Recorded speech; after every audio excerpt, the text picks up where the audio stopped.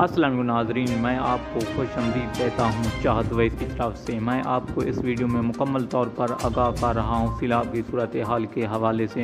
ناظرین، مونسون بارش کی وجہ سے کافی تباہی ہو چکی ہے۔ ناظرین، آپ سے چھوٹی سی گزارش کہ میرے چینل کو سبسکرائب کریں، لائک کریں اور شیئر کریں اور بیل آئیکن کو انیبل کریں تاکہ آپ کو نئی ویڈیو اور نئی معلومات پہنچتی رہیں۔ ناظرین، آپ کو انتظار کیے بغیر آگے بڑھتے ہیں اس مختصر ویڈیو کی تفصیلات کی جانب۔ جیسا کہ آپ ناظرین اس ویڈیو میں دیکھ رہے ہیں کہ مونسون بارشوں کی وجہ سے پورے پاکستان میں کافی انفراسٹرکچر اور مالی جانی نقصانات ہو چکے ہیں اور مزید بھی پیشن گوئی کر دی گئی ہے بارشوں کے حوالے سے ناظرین۔